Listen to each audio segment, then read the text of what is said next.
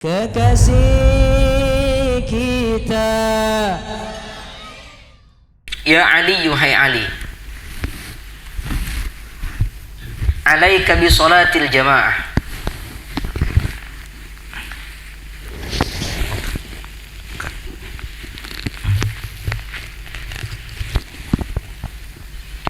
Alaika bi salatil jamaah. Harus bagi kamu istiqomah bi salatil jamaah, dengan melaksanakan salat berjamaah. Fa innaha indallahi, maka sesungguhnya salat berjamaah itu di sisi Allah kamasyyika ilal haji, seperti kamu berjalan kaki ilal haji, menuju ibadah haji wal umrati, dan umrah. Itu pahalanya berjamaah. Wa ma yahrusu ala salatil jamaah illa rajulun mu'min, dan tidak pernah kurang dengan salat berjamaah kecuali orang itu adalah orang mukmin. Qad ahabbahullah, yang Allah cinta kepadanya. Wa ma yazhadu fiha, dan tidak zuhud dan tidak benci fiha, kepada salat berjamaah itu, illa munafiqun, kecuali orang munafik. Qad abghadahullah, yang sungguh-sungguh Allah membenci kepadanya. Nah, ini baca hadis ini mau hati-hati kita, apalagi di zaman sekarang ini banyak pelintirannya, harus hati-hati dari siapa kita mendengar, itu memang penting. Falyanzur mimman ya'khudhu dinakum, kata Rasulullah, kamu perhatikan dari siapa kamu mengambil agama ini, dari mana kamu mengambil ilmu, itu harus perhatikan. Nanti saya akan kaitkan dengan kejadian-kejadian yang ada di akhir-akhir ini. Begini, Rasulullah di sini bercerita kepada Sayyidina Ali tentang keutamaan salat berjamaah. Salat berjamaah itu ada dua. Ada berjamaah salat Jumat, ada berjamaah salat selain Jumat, fardu. Berjamaah salat Jumat itu fardu ain. Masing-masing kita punya kewajiban. Artinya tak cukup ada orang mengerjakan lalu kita tidak mengerjakan, tak bisa. Ada sholat berjamaah itu hukumnya fardu kifayah. Sholat selain sholat Jumat, zuhur, asar, maghrib, isya, subuh, itu mengerjakan sholat berjamaahnya fardu kifayah. Artinya di kampung itu ada masyarakat yang mengerjakan sholat berjamaah secara nampak, syiar, di surau misalnya, di musola, di masjid, maka yang lain gugur kewajibannya. Sama seperti orang yang terkena kewajiban memandikan jenazah. Ketika ada yang memandikan jenazah, otomatis yang lain tidak berkewajiban. Tapi apabila di kampung itu tak ada yang mensyiarkan sholat jamaahnya masing-masing, di rumahnya masing-masing, maka kata para ulama itu bisa berdosa semuanya. Menurut Imam Nawawi.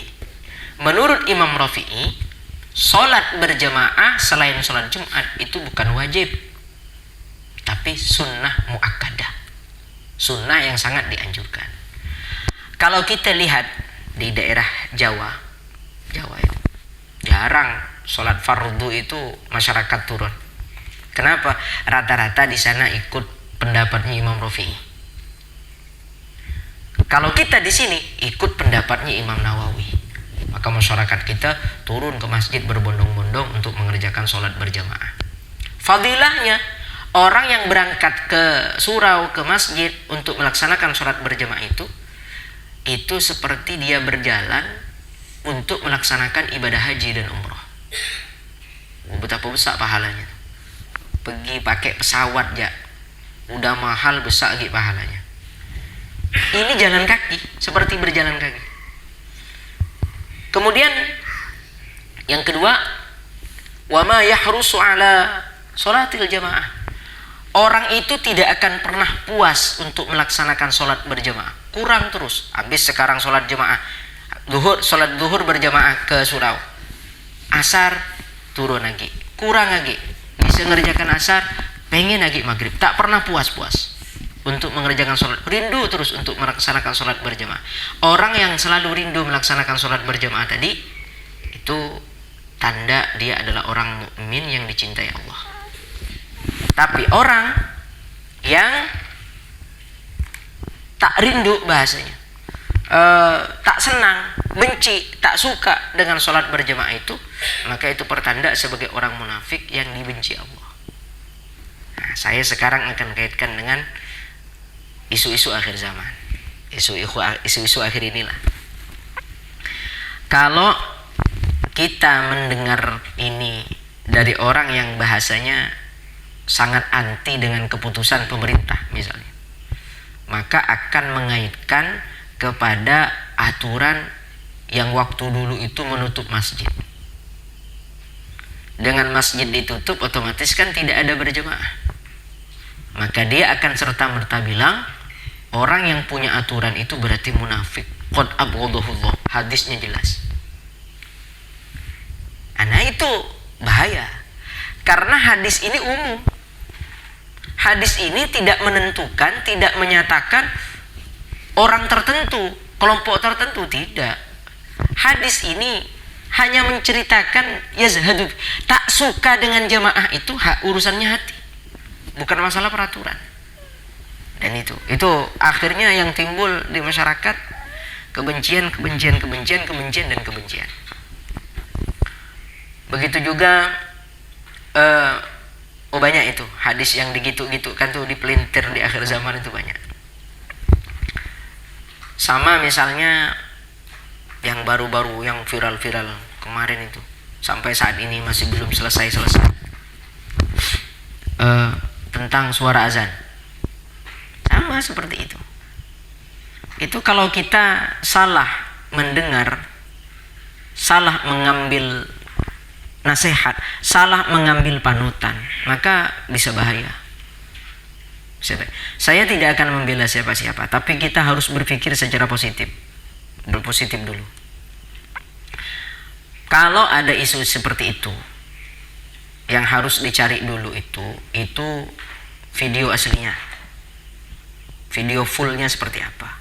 Jangan yang potongannya, yang banyak dikirim ke WA, ke Facebook dan lain semacamnya, yang tersebar itu kan yang potongan, yang langsung ditulis suara azan disamakan, diumpamakan seperti gonggongan anjing. Itu yang banyak terjadi. Padahal kalau kita kutip dari depan sampai akhir itu kalimatnya tak khusus untuk azan, bahkan tidak menyebutkan azan sebenarnya. Cuma kita ini mudah terpancing aja. Bahkan sekarang debatnya bukan hanya lintas masyarakat, lintas ulama. Belum selesai masalah itu. Apakah itu dianggap menyerupakan dan lain semacamnya. Cuman begini, saya tidak mau membahas itu.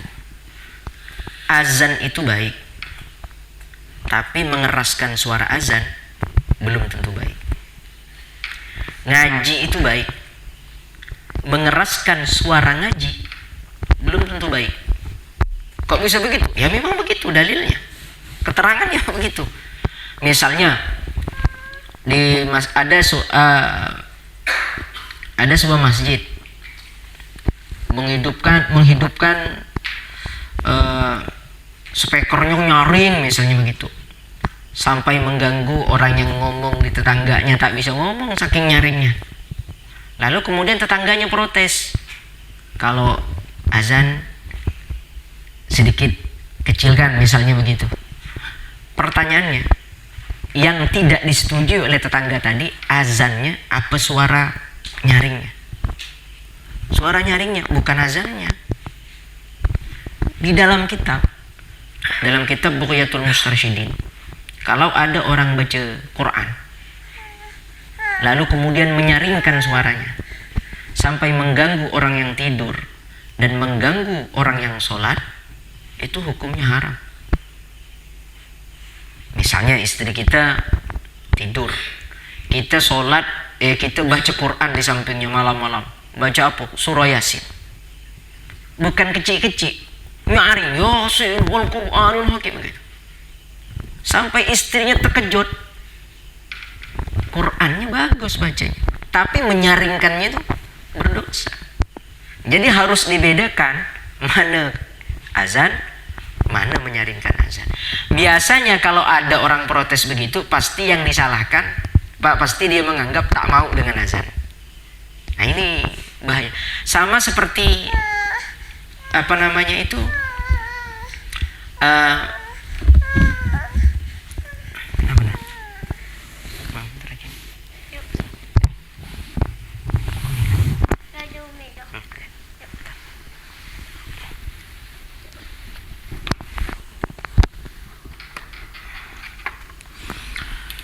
sama seperti misalnya kita menolak PKI. PKI itu kan simbolnya palu arit, palu dan arit. Yang ditolak apanya? Kan ideologinya, bukan palu aritnya. Palu dan aritnya tetap kita pakai. Bukan berarti ketika kita menolak PKI lalu menolak juga palu dan aritnya. Itu harus dibedakan. Sama seperti orang misalnya mau mengecilkan suara itu, meminta dikecilkan suara tuanya, bukan berarti menolak azannya, tapi menolak kerasnya yang dapat mengganggu orang yang sholat, dapat mengganggu orang yang tidur dan lain semacam. Itu diatur dalam Islam, itu memang diatur. Itu yang harus dipahami. Maka dengan kejadian itu banyak saudara-saudara kita yang sudah terjerumus kepada pemahaman takfiri, mengafirkan, terus kemudian menyesatkan sesama muslimnya dan lain semacamnya. Jadi itu, maka falyanzur mimman ya'khudhu dinakum. Kita memang harus perhatikan kepada siapa kita ngambil agama ini. Kalau kita mengambil agama itu, kalau kita mengambil agama itu dari orang yang ibaratnya berpahaman keras, maka pemahaman kita jadi keras. Tapi kalau kita mengambil agama itu dari orang yang berpahaman rahmah, memandang umat dengan penuh kasih sayang, maka pandangan kita kasih sayang. Itu pentingnya kita memperhatikan dari siapa kita mengambil agama. Hadis itu hadisnya sama, tapi asumsi menjelaskannya kadang tidak sama. Seperti apa yang saya sampaikan tadi. Kekasih kita